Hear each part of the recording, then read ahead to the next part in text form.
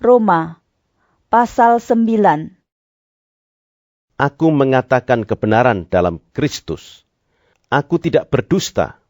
Suara hatiku turut bersaksi dalam Roh Kudus bahwa aku sangat berduka cita dan selalu bersedih hati. Bahkan aku mau terkutuk dan terpisah dari Kristus demi saudara-saudaraku, kaum sebangsaku secara jasmani.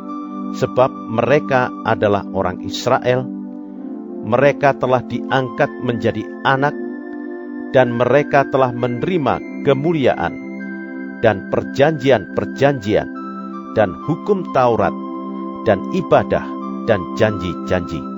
Mereka adalah keturunan bapa-bapa leluhur, yang menurunkan Mesias dalam keadaannya sebagai manusia, yang ada di atas segala sesuatu. Ia adalah Allah yang harus dipuji sampai selama-lamanya. Amin.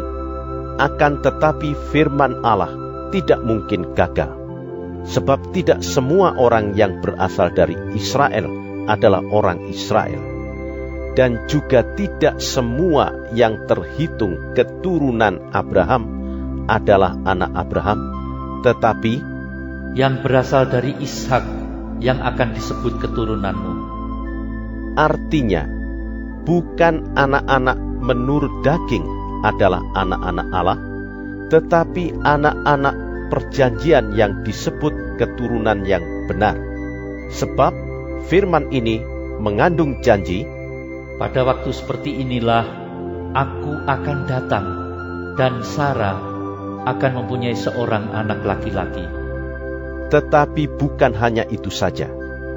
Lebih terang lagi ialah Ribka yang mengandung dari satu orang, yaitu dari Ishak, bapa leluhur kita. Sebab waktu anak-anak itu belum dilahirkan dan belum melakukan yang baik atau yang jahat, supaya rencana Allah tentang pemilihannya diteguhkan, bukan berdasarkan perbuatan, tetapi berdasarkan panggilannya. Dikatakan kepada Ribka, anak yang tua akan menjadi hamba anak yang muda. Seperti ada tertulis, aku mengasihi Yakub, tetapi membenci Esau. Jika demikian, apakah yang hendak kita katakan? Apakah Allah tidak adil? Mustahil, sebab Ia berfirman kepada Musa, aku akan menaruh belas kasihan. Kepada siapa aku mau menaruh belas kasihan?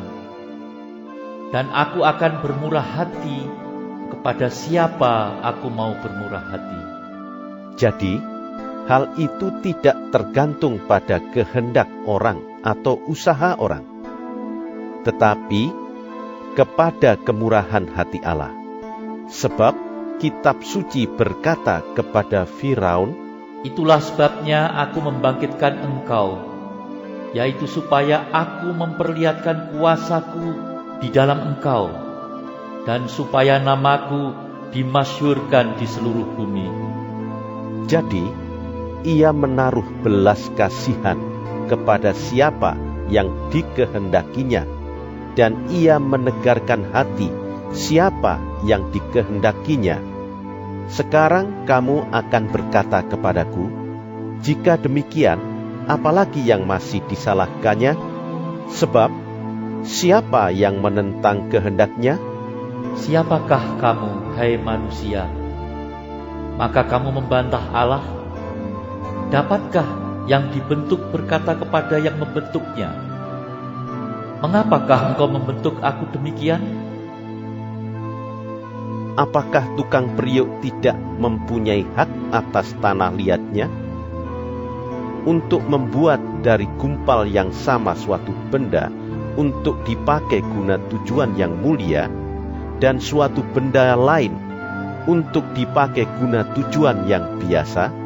Jadi, kalau untuk menunjukkan murkanya dan menyatakan kuasanya, Allah menaruh kesabaran yang besar terhadap benda-benda kemurkaannya yang telah disiapkan untuk kebinasaan, justru untuk menyatakan kekayaan kemuliaannya atas benda-benda belas kasihannya yang telah dipersiapkannya untuk kemuliaan, yaitu kita yang telah dipanggilnya bukan hanya dari antara orang Yahudi, tetapi juga dari antara bangsa-bangsa lain.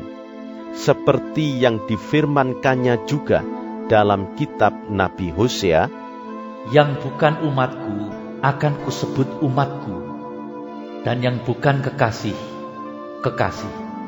Dan di tempat di mana akan dikatakan kepada mereka, kamu ini bukanlah umatku, di sana akan dikatakan kepada mereka, anak-anak Allah yang hidup. Dan Yesaya berseru tentang Israel, sekalipun jumlah anak Israel seperti pasir di laut, namun hanya sisanya akan diselamatkan.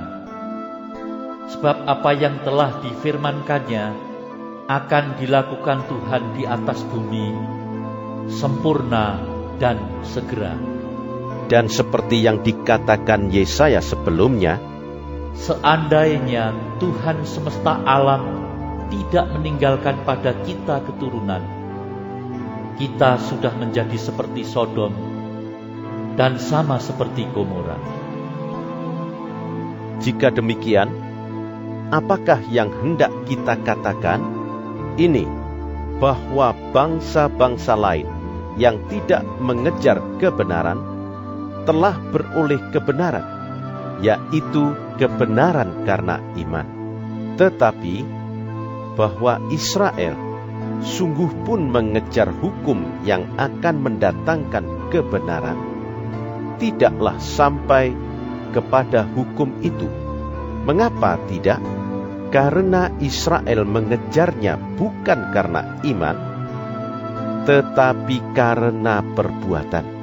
Mereka tersandung pada batu sandungan, seperti ada tertulis, sesungguhnya aku meletakkan di Sion sebuah batu sentuhan dan sebuah batu sandungan, dan siapa yang percaya kepadanya tidak akan dipermalukan.